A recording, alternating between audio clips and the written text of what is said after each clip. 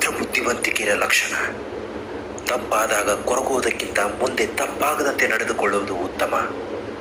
ಹಣೆಯಲ್ಲಿ ಏನು ಬರೆದಿದೆಯೋ ಅದೇ ಆಗೋದು ಅಂತ ಸೋಮಾರಿ ಆಗಬಾರ್ದು.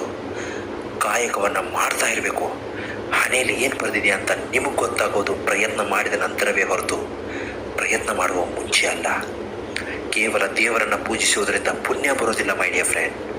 ಉತ್ತಮ ಬುದ್ಧಿ, ಉತ್ತಮ ಯೋಚನೆ, ಉತ್ತಮ ಕೆಲಸ, ಉತ್ತಮ ಮಾತು, ಉತ್ತಮವಾದ ವರ್ತನೆ, ಕರುಣೆ, ಅಹಿಂಸೆಯಿಂದ ನಮಗೆ ಪುಣ್ಯ ಲಭಿಸುತ್ತೆ.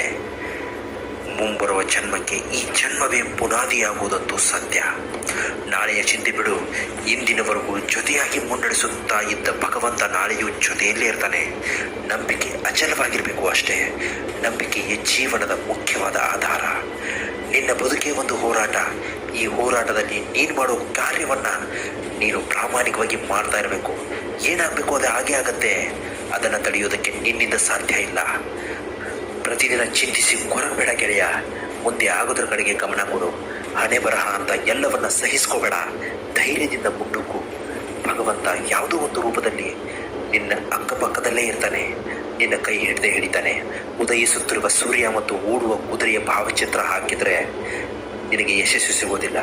ಯಶಸ್ಸು ಕಾಣಬೇಕು ಅಂದರೆ ಸೂರ್ಯನಿಗಿಂತ ಮೊದಲೇ ಎದ್ದು ಕುದುರೆಯ ತರಹ ಓಡಬೇಕು. ಅಂದರೆ ನೀನು ದುಡಿತಿರಬೇಕು, ಕಷ್ಟಪಡಲೇಬೇಕು, ಬೆವರು ಹರಿಸಲೇಬೇಕು. ಒಂದು ಮಾತು ಮಾತ್ರ ಚೆನ್ನಾಗಿ ನೆನಪಲ್ಲಿಟ್ಕೋ. ಸುಖದಲ್ಲಿ ಎಲ್ಲರೂ ಸಿಗ್ತಾರೆ, ಆದರೆ ದುಃಖದಲ್ಲಿ ಕೇವಲ ಭಗವಂತ ಮಾತ್ರ ನಿನ್ನ ಜೊತೆಗಿರ್ತಾನೆ. ಆಗಿ ಹೋಗಿದ್ದನ್ನು ದುಃಖವಿಲ್ಲದೆ ಸ್ವೀಕರಿಸು ಗೆಳೆಯ. ಈಗ ಆಗ್ತಾ ಇರೋದನ್ನು ಧೈರ್ಯವಾಗಿ ಎದುರಿಸು. ಬರಲಿರೋದಕ್ಕೆ ಯಾವುದೇ ಕಾರಣಕ್ಕೂ ಹೆದರಬೇಡ. ಕೊನೆಗೊಂದು ಮಾತು ಹೇಳ್ತೀನಿ ಕೇಳು.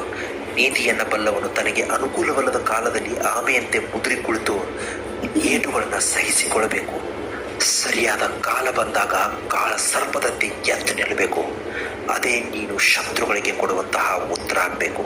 ಇಂತಹ ಮತ್ತೊಂದು ಒಳ್ಳೆಯ ಕಂಟೆಯನ್ನು ತಗೊಂಡು ನಾಳೆ ಬಂದೇ ಬರ್ತೀನಿ. ನಮಸ್ಕಾರ, ಎಲ್ಲರಿಗೂ ಒಳ್ಳೆಯದಾಗಲಿ.